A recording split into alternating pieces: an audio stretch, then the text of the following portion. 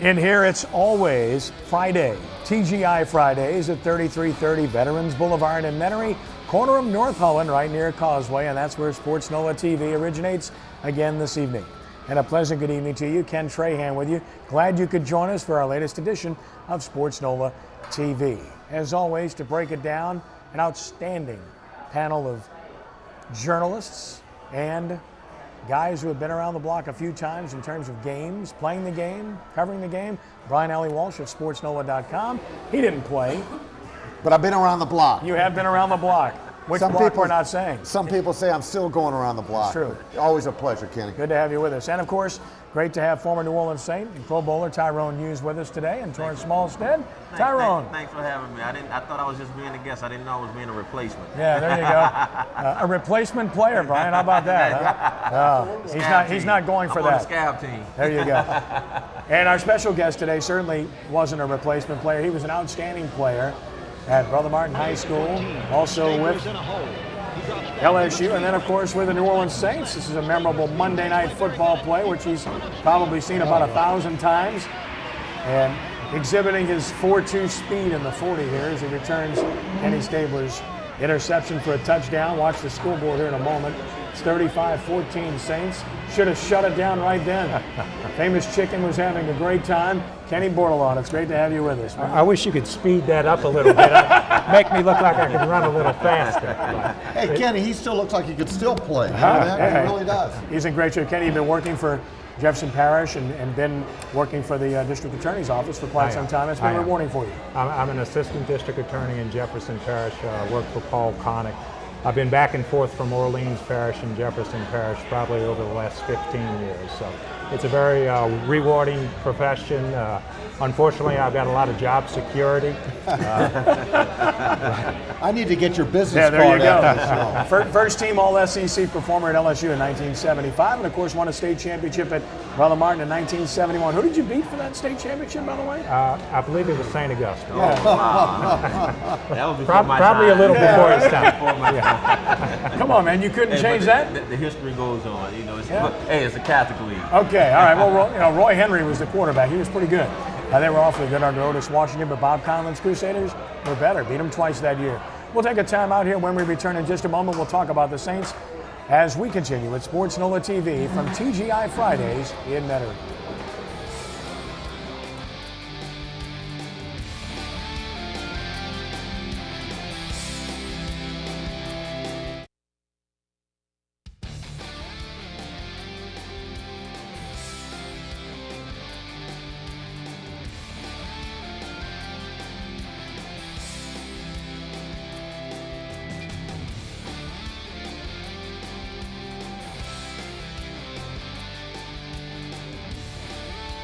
Saints have had great success, in particular in the mid to late rounds in the NFL draft in recent years, and of course we'll explore that further in our hot seat segment coming up in just a bit.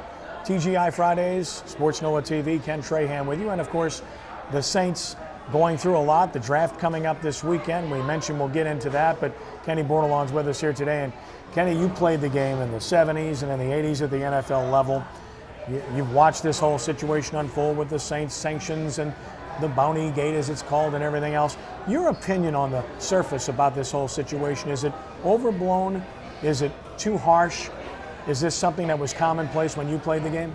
Well, I think it's ridiculous, be perfectly honest with you. The idea that the NFL is so overly concerned with player safety, I think, is very hypocritical on the NFL's part. Not to say the NFL or the commissioner or the owners aren't concerned with player safety, but I think that the whole bounty scandal, and I don't know where the term bounty scandal came in effect. I think the media guys kind of drummed up that whole idea. It's all driven by the almighty dollar. I think the NFL are concerned with one thing and one thing only, and that's their bottom line.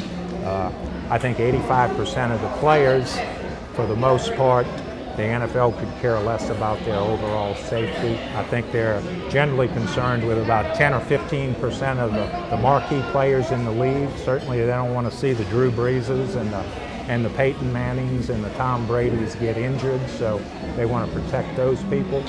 But the everyday slugs like the Kenny Bordelons that used to play the game, and I won't put Tyrone in that class, but 85% of the players, 85% of those players are expendable. So to couch it in terms of for-player safety, I think the motivating factor is all the lawsuits that have cropped up around the country regarding concussions and things like that, and that's the driving force behind everything. No question, that's true, and this is an image-conscious thing. It's all about protecting an image, isn't it? Absolutely, but that's so hypocritical of the NFL, because the NFL over the years have promoted big hits. You know, you watch old NFL films and they promote Dick Butkus and the way he played the game. How many times have you seen Jack Tatum hit Darryl Stingley? The immaculate reception with the Steelers and Franco Harris when the guy gets drilled and the ball's up in the air. I mean, the NFL has made millions upon millions of dollars over the years promoting, you know, big hits. So now to couch it in terms of public safety, I think is ridiculous. Almost laughable. Tyrone, when you played, did this stuff exist? And did any money change hands? The statute of limitations has run out. It's okay. I mean, well, like I told him, I said, my whole thing about it is and I think Greg Williams must have bought the word, Auto Media, whoever, bought the word bounty to the table. Because when we played, or when I played, it was just considered a pot or a pool of money. And like I said, if you take that little money that they're talking about even today, the Jonathan Vilma 10,000, that's little money to these guys. When you step on that field, you're not worrying about hitting this guy for that pot. You're worrying about making a tackle to win the game. And again, if you take that out of it, the incentive is still there. These hits still would have been made. There's not, a player knows how to hit or where to hit a player if we wanted to end somebody's career.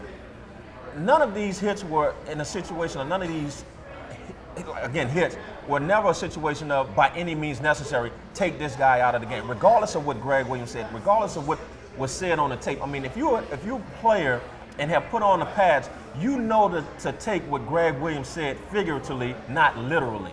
And I think that's one of the biggest problems when people listen to that tape. It's like, oh, wow, he's telling these guys go out and kill this guy. No, that wasn't the case.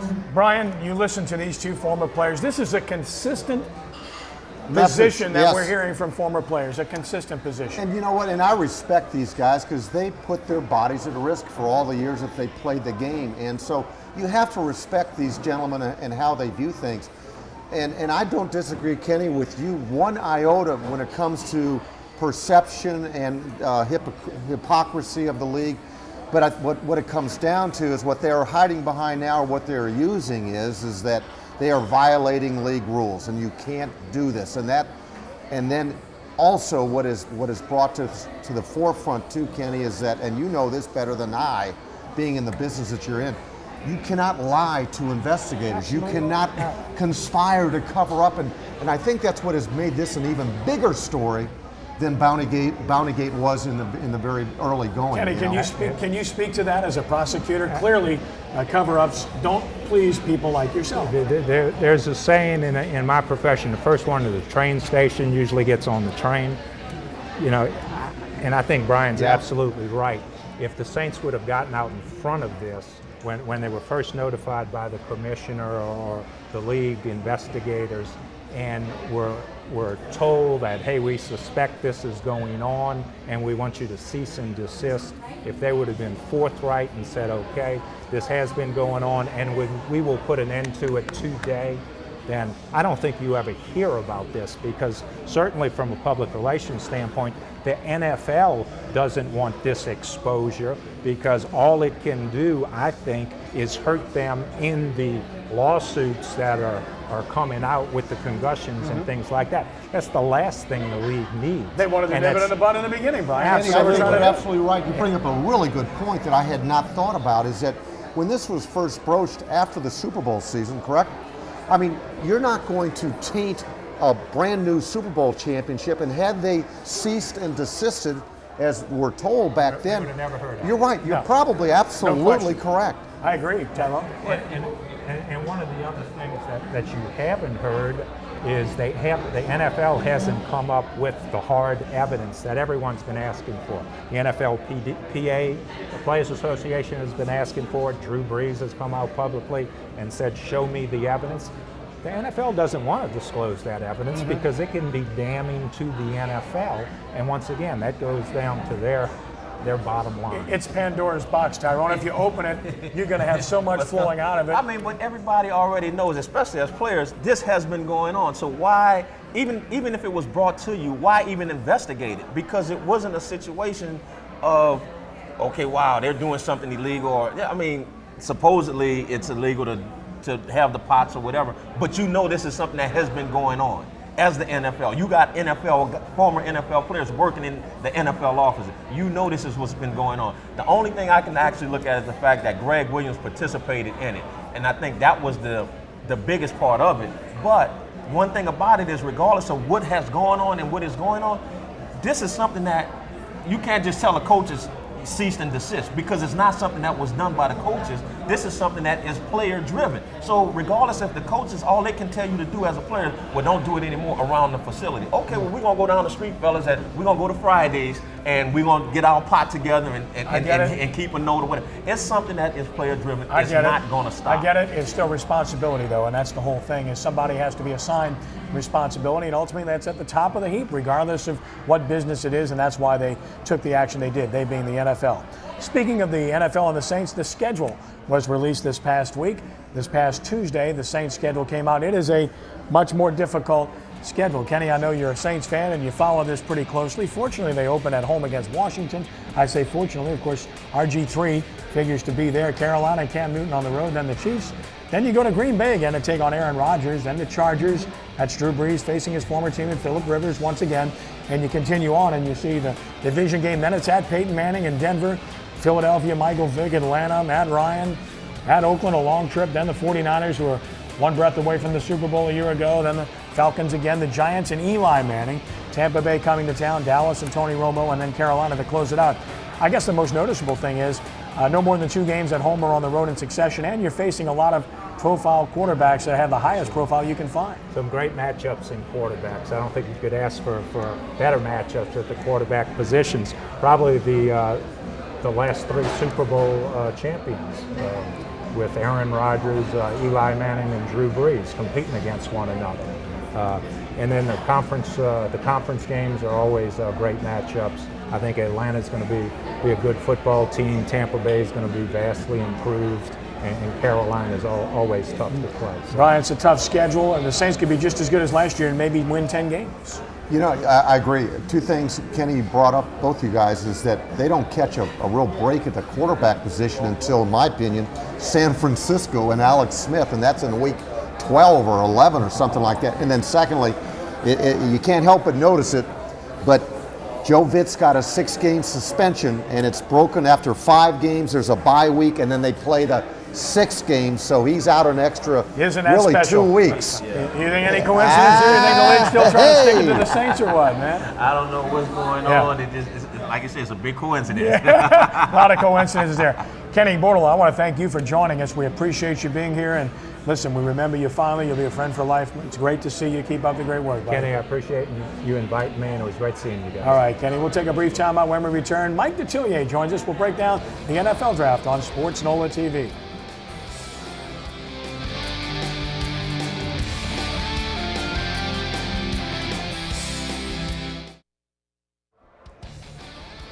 And our Sports NOLA trivia question of the evening. Which college has produced the most Saints draft picks in franchise history? There are your 4 choices. Got a pretty good idea there. I bet our special guest would know the answer to that. It's not me. Oh, I knew that was coming. So narrow it down to 3, right? So think about it. We'll have the answer for you a little bit later on in the show. Ken Trahan, Sports NOLA TV at TGI Fridays, 3330 Veterans Boulevard in Metairie, corner of North Holland. Thanks to Kenny Bordelon for joining us. Later on in the show, a one-on-one with Archie Manning, and he'll talk about the Saints. He'll also talk about his 2 sons, among other things. Stay tuned for that with Archie. But it's a pleasure now to welcome to the show the guy that's done a phenomenal job for the better part of 3 decades analyzing the draft. You've read his material for years. You've heard him on the air. on WWL and on television, virtually every station imaginable. You can go to his website at MikeDetillier.com. He has Mike Detillier's NFL Draft Day Report, which he's done a phenomenal job with for so many years now. Great to have Mike Detillier with us, Mike. Kenny, my pleasure. Thanks for joining us. It's your time of the year, obviously. Yeah, and it's almost been like that since January 1st. I mean, there's been no let up from LSU on. 27 years doing this, I've never had an off season like this. And it's been very, very special. LSU, of course, producing a lot of draft picks over the past few years, and this year will be no exception. Yeah, and the most phenomenal part of that is they'll probably have 6 to 8 draft choices and additional 4 or 5 free agents, is that in 2005, Katrina and Rita affected every square inch of land south of the I-10. It affected relocation, 5% population loss. LSU's been 75 wins, 18 losses in that time frame. 2 BCS national championship games, they've won 1. It's unbelievable the talent that they've gotten, and predominantly from this state. And I think you're starting to see it more and more now coming back. As always, if you're going to talk with Mike, you're going to talk about his mock draft. So we're going to do that right now. When you get to the draft, Mike, I think the first 2 picks are pretty obvious. Everybody knows what's happening there. It's a done deal, basically. So let's look at your board here. And you start with the 3 spot. And the Vikings are making noise about entertaining offers. Is that a smokescreen or is that real? I would tell them I'm picking Trent Richardson or Claiborne or Blackman just to get somebody to bite up. But when you spend a first-round pick a year going to quarterback, you better protect him. And that guy they got, he's pretty fragile. So I'll go with Matt Khalil. I think maybe, other than Luck and Griffin, the best player in this draft, Trent Richardson going to the Browns. All-purpose back, the best I've seen come out since Adrian Peterson and Morris Claiborne from LSU going to Tampa Bay. I think he's a better cover cornerback than Patrick Peterson was a year ago. He doesn't have his size, straight line speed, and he can't run back kicks like he can. But man, this guy was a former quarterback 3 years, and how you can talk about it more than a guy that has played quarterback in 3 years, unbelievable. Then you come back after this, Michael Brockers going to Kansas City at the 11th pick. I think, they've had a penchant for going for LSU players, SEC players. You see it down the line. Melvin Ingram, Arizona Cardinals, Mark Barron to the Cowboys, Courtney Upshaw to the New York Jets. Man, SEC is loaded with talent. Now, like Michael Floyd, again, your first-round projections, the SEC is dominant once again. Dominant again. You're talking about 13 players as first-round selections, even more kind of off the record, and I've never had this happen. 20 projected juniors going in round 1. That's never happened before. And you're talking about maybe some immaturity and that sort of issues. Some of these teams spending money on guys are going to have to realize you're not getting those 4th or 5th year guys. You're getting a lot of juniors in this class. We always like to explore guys that are maybe rising on the board, guys that may be falling a little bit. So let's take a look at the rising stock individuals in this draft where Mike Detillier is concerned. One guy I wouldn't touch with a top 10 pick, but I bet you he goes there, is Ryan Tannehill. He won't play for 2 years. Inconsistent pocket quarterback, I wouldn't touch him. Fletcher Cox, a guy I really like, Mississippi State. Big guy in the middle, can push the pocket. Stephon Gilmore, great athlete, gives up a lot of big plays though.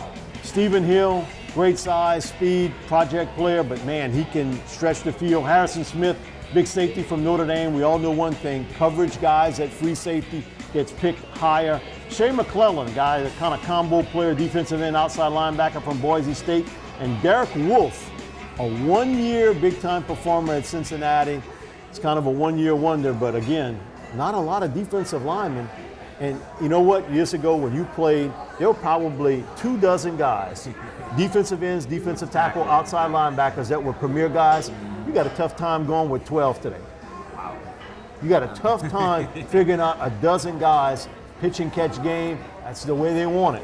Wide receivers and defensive tackles. Yeah, wide receivers are plentiful in this year's draft. Oh yeah, defensive absolutely. Tackles, you like that position? I like that too. Really thick there. And again, I think you'll see them come off the board pretty quickly. That's a neat area for the Saints. But again, it's a spot where you go for the receivers, Blackman, Floyd, Wright, and Randall, all going in round 1. Stephen Hill possibility, I think, very early in round 2. Alshon Jeffrey from South Carolina, and Mohamed Sanu from Rutgers. And you'll probably have 40 wide receivers drafted in this draft class.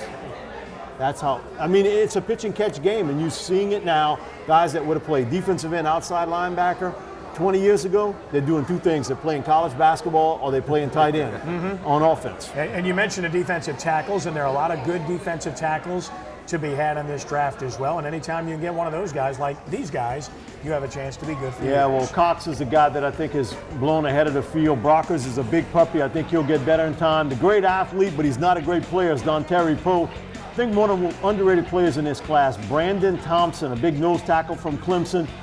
Devin Steele, excellent football player from Penn State. Jarrell Worthy, stock market player from Michigan State. And Kendall Ray's a big lineman from Connecticut. Look for all 7 of those guys to go within the top 38 picks. Well, we want to get into the Saints picks and the Saints needs. We'll do that now. Then we'll get Brian and Tyrone involved in the conversation about these guys. But as you look at the Saints picks, we know they don't have a pick until nearly 90 in the draft in the 3rd round. And then they have a pick in every round subsequently from the 3rd round on. So this is a very interesting draft for the Saints. They've been terrific in those mid to late rounds, Mike. Can they find some gold there again this year? Yeah, well, I'd like for them to find defensive players. You know what? Look who they found: Jimmy Graham, Jari Evans, Carl Nigg, Zach Strief, Marcus Colston. But all those guys are on offense. Man, I'd like for them to hit on a defensive lineman, defensive back in those later rounds of the draft. Defensive tackle, to me, is the biggest need for them. Defensive end, if you had one there, you'd love to get. One thing this football team goes for is wide receiver. Don't be surprised they pick a big wide receiver somewhere, losing Robert Meacham. And then cornerback, lose Tracy Porter, leave Torrance at cornerback. You need depth at that position. Tight end, New England didn't reinvent the wheel. They made it work with 2 tight ends, and you never have enough depth across the offensive line. Brian, you look at the Saints not picking until the 3rd round. A guy like Brandon Taylor from Franklinton would be there. He might be a pretty good get for the Saints. He's a pretty good athlete. Yeah, I think Mike brings up a good point. And if you look at the way free agency has gone for the Saints, they've addressed a major need in the linebacking position. So that kind of removes that from the equation. Defensive line help, secondary help, I still think they could probably go there, you know. They may lose Roman Harper for all we know. So there's a position they could go. But Mike, I'm curious when it comes to the Saints and their ability to find the gems, who do you see in the 3rd round? I mean, if a guy that you've pinpointed, is there a specific guy? Yeah, one guy, Josh Chapman from Alabama. He was a guy who was a 2nd round pick, had knee surgery, and we always see those guys that maybe have a little bit of a problem injury-wise kind of fall a little bit. Man, a guy like Chapman I think would be an excellent pickup. Akeem Hicks from Regina in Canada, who started out his college career at LSU. Remember, he got him into that investigation part. He's a big guy who really looked great at the East-West Shrine game, and he made a comment to me, "Mike, get me to go to New Orleans." Man, it's cold up here in Canada. I hear you. What do you see as the Saints' needs, Tyrone? Well, obviously, you got to go back to that defensive front. You got to look at the linebacking core, and now with Tracy Porter gone, you want to try to stress putting Patrick Robertson in there, looking at Malcolm Jenkins as these younger guys. But again, you still need experience back there as a defensive back. You need some better cover guys, I think, on the linebacking crew. And then you look at the defensive front. I thought Franklin and Rogers was going to do a good job, but I don't think they started coming along, I think, towards the end of the year. But that defensive front across the board still needs to be tightened up or a little stronger. I mean, and then you look at the Saints' 1st round pick over the last 4 or 5 years. Those guys really haven't panned out. There's been those 3rd to 7th round guys who has really stuck with the team. Yep. Right. And Pass rush defensive ends. Will Smith. Yeah. Cameron Jordan, I think, is going to end up being a good football I think player. he'll be fine. I think he'll be fine. But he's not a great pass rusher. No, they don't have one off the edge. That's what they lack. This football club does not have an end or tackle. No question. We have to take a time out here. When we return, we're going to get into our hot seat segment, and we'll take a look at the best and worst Saints draft picks in the history of the franchise. This will be long. When sportsNOLAtv continues.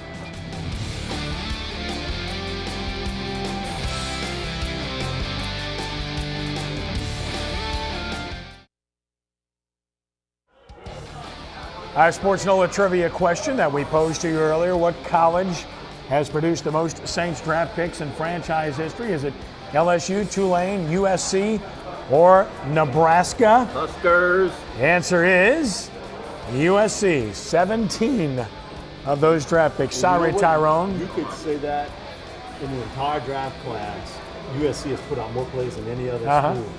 I mean, so for them to be first in New Orleans wasn't a real shock. USC has been there and done that across the board, not just with the Saints, but with a lot of players in the NFL. Ken Trahan, sportsNOLAtv at TGI Fridays, 3330 Veterans in Metairie. It is time now for our hot seat segment, where we place Brian Alley Walsh on the hot seat with a controversial topic and make him come clean. And then we tell him why he's wrong. Today's topic surrounds the Saints in the NFL draft. The best and the worst of the New Orleans Saints in the NFL draft, giving you a few names, top and bottom. Brian, we'll ask you to start us so that we can debate you. Well, this was such a compelling question, Kenny, and it gives a, there's, like we talked off air, you could talk 2 hours on this subject and not touch all the topics of interest. But I tried to concentrate on Tom Benson's team from '85 to the current, to the present. But I couldn't help but drift back into the 80s. Obviously, an Archie Manning pick is good out of Ole Miss back in '71. But I look for bang for your buck. Obviously, Ricky Jackson, Morton Anderson, those kind of guys. And then Willie Roaf, who, these are guys that we're talking about. One's in the Hall of Fame. Two are in the Hall of Fame. One's probably going to go into the next few years. So I look at those guys as perhaps the best picks of the Saints. Mike? Best pick, Daniel Brownwoods. You get a guy in the 17th round, first year, you got to go with that. And Eric Martin. You just look at what Eric did. And right now, most current player, Marcus Colston, 7th round pick. Value, but worst pick, easy. Les Kelly, first year. You passed up Willie Lanier and Lem Barney, 2 Hall of Fame football players, to pick a guy who played 2 years in the league as a backup, and certainly Russell Erxleben. When you figure that, Marty Lyons, Mark Gastineau, Kellen Winslow, all on the board, and that's what you ended up picking. And Sean Knight got to come into play there too. Man, that was really bad. You should have picked Harris Barton. You should have done what Finch really wanted to do, but it was Harris that didn't want to come down here and play in New Orleans. Yeah, I remember that, yeah. He didn't want to play. Yeah. Tyrone. I would have to say that 1993 class, or at least 2 of the players out of that class, one being Willie Roaf, who is now in the Hall of Fame, and the second one being Tyrone Hughes, who's an NFL current record holder. But a guy who came in, made everybody forget about Mel Gray, really helped the Saints return game. I think that was one of the best picks because they got him in the 5th round. Now, who was your worst pick? I would have to say Mario Bates. Mario Bates. Well, He was okay. My worst pick, I didn't get into that. My worst pick was Russell Erxleben. Oh, that's my worst pick. That's my worst pick. I know. Go ahead. I just, we can make a case for a lot of guys, right? But when you that take one's no debate. I know, that one is just clearly the worst. No question. There's so many names we could go through here, but again, Jonathan Sullivan certainly was a bust and a bad pick, and Kurt Schumacher was awful and couldn't play. Roy Smith was bad. Rick Middleton wasn't very good. In fact, he was lousy. Larry Burton was bad but not terrible. He was bad. The guy couldn't catch. Other than that, he was a great pick. He's a track guy. So you could go on and on with all these picks. My era, that guy's I know Vaughn Dunbar, and I'm just thinking about these first rounders. Right, sure. You know what? There's speaking of Sean Knight, Mike. Remember the next year, Jim Finks traded Sean Knight to Denver for Ted Gregory. Who's even worse than Who's Sean. even worse? I mean, 2 number 1 busts that were just the most incredible. But one of the funniest stories, I'll give you a Diliberto line. There you go. They picked Rick Middleton from Ohio State. Randy Gradishaw, Lynn Swann was on the board. They picked Rick Middleton. And the first time they worked out Middleton, one of the coaches, God bless him, he's passed away now, Whip Hughlin, made the comment that Rick Middleton had the upper body strength of Don Knotts. Now you think about Barney Fife on Andy Griffin, and that was his comment. Now that was a great line. I got to give it to him. One pick that I think was really bad. It wasn't a draft pick, but it was a trade that we picked up Chip Lohmiller, and we let Kerry Blanchard go. And Bill Kuharic said, and I remember this quote, he felt Chip Lohmiller could kick better indoors than Kerry Blanchard, and that's why we kept him. Well, yet he missed an extra point in the dome in preseason. There's so many places you could go with this as we render a judgment. Look, Danny Abramowitz certainly belongs right near the top. When you get a guy in the 17th round, you try to cut him in training camp during the preseason. He says, I'm not leaving, I'm going to stay, and forced his way onto that team and then led the NFL in receiving. It's kind of hard to argue with that. William Roaf, that would be the guy I'd put right at the top, along with Ricky Jackson, who was a second-round pick and was a phenomenal football player. The great ones are pretty obvious, the picks. The bad ones, there are more of those, unfortunately, unless Kelly certainly belongs right near the top. But I had to go with Russell Erxleben as my number one, because you're picking a guy in the first round to kick and punt for you, and he couldn't do either very well. In fact, he couldn't kick at all, and he couldn't punt at all. But the owner was from Texas, and he said, pick the Texas guy, and he picked him, and that's what happened. That was a colossal bust beyond belief, and it set the franchise back. So many places you could go with this, but fortunately, there are so many good stories to talk about, like William Rofe and Ricky Jackson and Danny Abramowitz and Jimmy Wilkes, who was a 12th round draft pick and was a terrific draft pick as well. Marcus Colston, and today's Saints obviously was that kind of guy, along with Jari Evans. And of course, so it's been very good. Sam Mills. Sam Mills was not a draft pick, though. So we're talking about draft picks, but that's good. I'll tell you one guy, if he was available to draft, that we would draft is Marvin LeBlanc. The marvelous one inspires us all the time with his marvelous minute. You want to get inspired, you want to get pumped up. He leaves us like that every week with his inspirational chat. Somehow he ties it into sports remarkably. We're never surprised, you won't be either. Go to marvinleblanc.com/TV and check this man out, our good friend, Marvin LeBlanc. Kenny, thank you so much. I'm so fired up to be with a fella Cajun. It's the only person who's got an accent heavier than me on the staff today, so I'm all excited. But one thing that I'm not excited about is, boy, this offseason has been unexciting, because these kind of changes, I'm just ready to hit somebody, and I'm talking about this, and we're still in April. We're a long way away from the first kickoff. So let's talk about change, because what we're going to talk about in December is the fact, how did we as a team adjust to change? When there is change, there is opportunity. Well, let me tell you, there's a lot of opportunity for personal growth in South Louisiana right now. As Mike said, after the storm, we've come back through a heck of a lot of adversity, but lately with this offseason, I don't know if I've seen anything more adverse. In the workplace, you business leaders, do not make an attempt to hire somebody and get them on your team without doing a proper assessment. Mike was talking about the combine. You have to assess what player and where they fit in the system. I have an employability assessment tool available. All you have to do is go to marvinleblanc.com and grab the tool, because you cannot afford to hire wrong in this workplace. The last thing I want to say is, remember, very few leaders, they're great leaders, but Mike, they are terrible interviewers. So if without an assessment tool, you could pick the wrong person to draft in your workplace. I'm Marvin LeBlanc, and remember, marvelous performance is always intentional. Back to you, Kenny. Well done, and Mike, you should put more emphasis on what happens on the field. If you want to draw an analogy to what he's saying, as compared to a Wonderlic test, or as compared to a combine. Come on, man. That's why I think it's part of the process. I want to know about what he does on the field, but his passion for the sport. I know you like to play. I want to know if this is your life to play football. Jamarcus Russell. Perfect example. It wasn't his life. Great talent, but didn't have the heart to do it at the next level. And then once you get $60 million stuck in your pocket, man, it's hard to wake up at 6 o'clock in the morning to go work out. It becomes real. I've had an agent tell me that, 80% of my guys, I really have to push them. 20%, they get up, they'll do anything you tell them to do to get better. The other 40, I got to push them. The other 40, I got to shove them.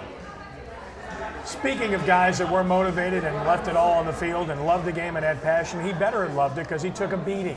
Archie Manning will join us when we return in just a moment. A chance to hear from Archie on a number of topics as Sports NOLA TV continues from TGI Fridays in Metairie.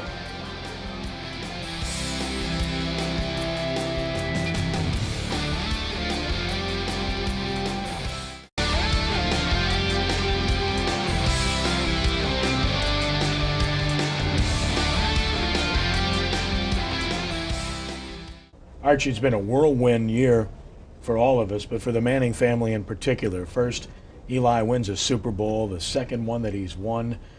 Peyton, of course, signing with the Broncos, your hometown team, going through some tough times here with what's transpired in the Saints. Let's talk about Eli first and the euphoria of watching him come through so beautifully to win a second Super Bowl, and how special that is for him and for your family. Well, it was special. Somewhat similar to 2008 Super Bowl, when they kind of struggled a little bit during the season at times. I had some injuries, but I guess if you're going to heal up, it's good to do it in December and get to playing better. You do it in December, and that's what they did, and kind of barely beat the Cowboys a couple of times to win their division with a 9-7 record. Not many people thought probably they could go much further, but just they were healthy. Their defense was playing good. They'd been pretty productive all year in their passing game, so they just made a run through the playoffs with Atlanta and going to Green Bay again, beating them, which is hard. Just a brutal battle out in San Francisco against a real tough 49er team, win it in overtime, and then upset the Patriots again in Super Bowl in Indianapolis, which was special. So it was a great ride. Peyton was probably as good an ambassador for Indianapolis as anybody you could find, and he had to kind of take a back seat given the circumstances with what happened with him, with Eli winning it there. That was special for Eli to win it there. Mm-hmm. And then for Peyton, it had to be tough given the circumstances. Well, I think one thing that bothered Peyton the whole week, there was so much attention toward him about if he's going to stay with the Colts, he's going to go somewhere else. And, he felt like the attention he'd been through in a couple of Super Bowls. The attention that week belonged to Tom Brady and Eli. It should, but the fact it was in Indianapolis brought a lot more. But he dealt with it. And that whole thing, Kenny, it was pretty tough on Peyton. I think one thing most people that know him will say about him, he's a pretty loyal guy, and 14 years in that city, and for them to do what they did, they truly changed the culture in Indianapolis in regard to football, and brought a winner there, went to a couple of Super Bowls, won a ton of games, a bunch of division titles, and they were just winners for a long time. And so, football takes a lot of funny turns, and for him to, he'd been healthy his whole career, to hurt his neck, have a bunch of surgeries, miss a whole year,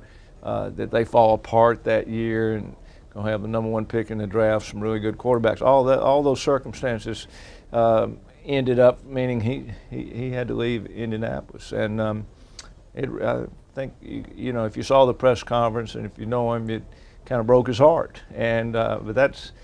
He dealt with that too. I think the thing that was so tough on him, he had to turn right around and start visiting teams, mm-hmm. and that was really tough. He just wasn't.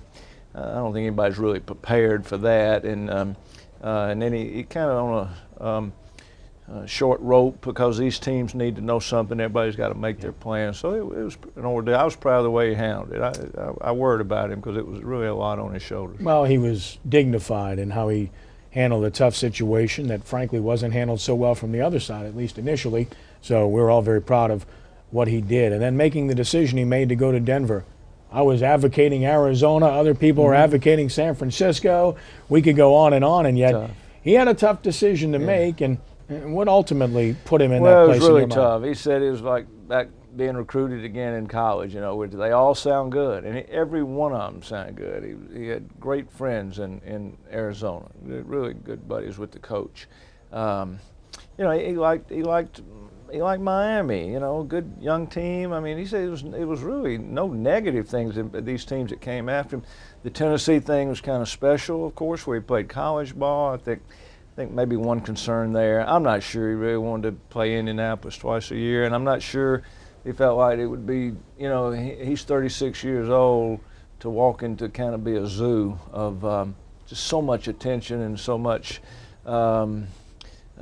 just so much publicity being quarterback there in Tennessee again. Although he loved Mike Munchak, he loved their players. So I guess at the end of the day, San Francisco probably had the best team of everyone. He didn't know as many people there, but so I think at the end of the day, it was kind of where he had to make a quick decision. It was kind of a comfort thing. Kind of the first team that he really talked to was John Fox and John Elway, and they just, he had a comfort zone there, and he had to make a decision, and he made it. So we'll go with it. Best analogy might be Joe Montana. If anybody deserved to play his whole career in one place, it was Joe, who's one of the greatest ever, as your son is, and he couldn't play his whole career in San Francisco.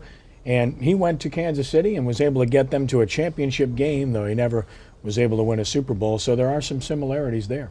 Well, the main thing for Peyton, he's got a new team now, and it'll be a transition for him. He's played 14 years in one system and under familiar coaches. So new coaches and new system and new players, but he'll adapt. And the main thing is to try to get his health back. He's worked extremely hard at that, and he's come a long way. He still wants to take another step, and you always want to be 100%. So he wants to play some more football. He truly missed it, and so hopefully he can stay healthy and play some more, and they'll have some success in Denver. Archie Manning couldn't finish his career in New Orleans, even though Archie wore the boots and put the belt buckle on and everything. Still weren't able to finish a career here, unfortunately. I kind of wanted to. I related a little bit. My career had been nothing like Peyton's in regards to success, but I was in one place for 12 years, and it same deal. It kind of broke my heart to you get attached. You're comfortable in a city and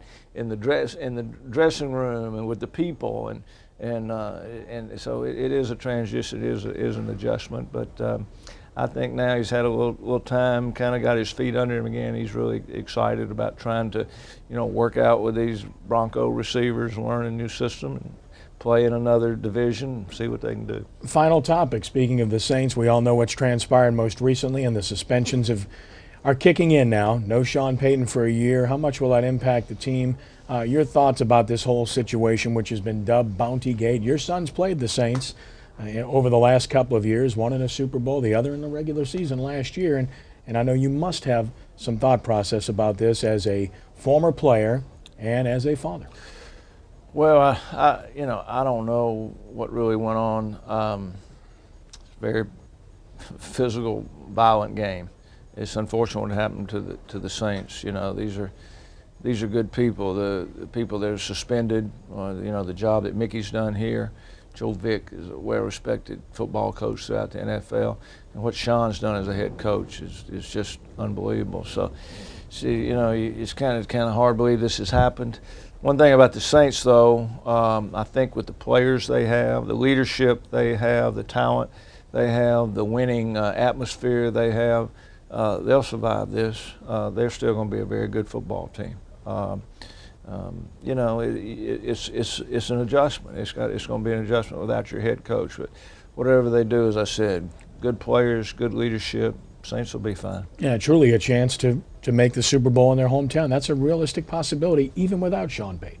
Yeah, they've got the talent that they can still do it. I think if all this hadn't happened, you'd have to say they're probably the odds-on favorite as far as just experience and talent and the ability to go to a Super Bowl. If you stay healthy. So we'll see what happens. Archie, it's always a pleasure. Thanks for spending time with us. And listen, Godspeed to you and your family. Keep up the great work in this community. Thanks, Ken. Appreciate it, buddy.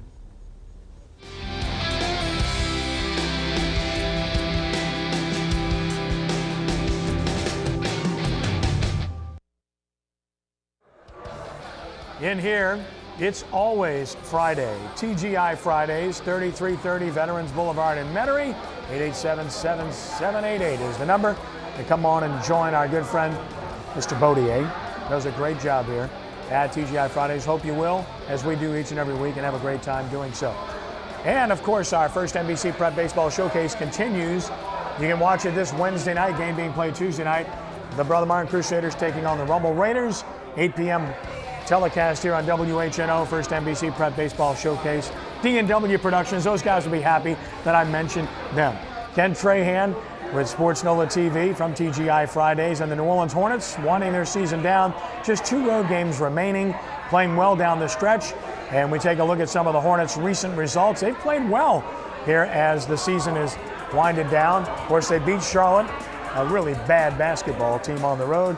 Then lost to Memphis, but they were competitive in the game against a team that's heading to the playoffs. And Dyson played well in that game. The Hornets then came home in overtime and really hurt Houston's playoff opportunity. Eric Gordon showing you why they like him so much. And the Clippers, with a 33-14 fourth quarter, overcame the Hornets and won 107-98. We got a reminder of why Chris Paul is Chris Paul. 33 points, 13 assists. He had 13 and 4 in the fourth quarter of that game. Mike, speaking of the Hornets, Tom Benson buys the Hornets. Your thoughts about that? Well, it keeps it local. I look, growing up on the Bayou, I'd love to see Gary Sweats be involved, but keeping it local, I think, is important. And, you know, I think it's great for the city. I really think that know that you have that stability here, I think is also important. And if the Hornets are going to be good, they're going to have to draft well, and they've got a chance to draft well because they're going to have 2 lottery picks. And here's how the Hornets stand right now. They are the 3rd worst record as we speak with 2 games left. Charlotte's clinched that number 1 spot, Washington the number 2 spot. But Brian, it's not about where you finish in the NBA because of the lottery system and the ball's in the hopper. Right, and you know, if you look at what Tom Benson brings to this organization, I don't know if it's coincidence or not, but they're 6-4 in their last 10 games. They're playing as good a basketball as the Lakers are right now, and I just think he's going to bring a very stabilizing influence to the team. I really do. I do too, and it is good on balance, Tyrone. You have to agree. Well, I agree with it, and I really like it because I think one of the things now, we might see ticket prices go down at the Saints game and the Hornets game simply because you got 1 owner now. So hopefully that'll happen.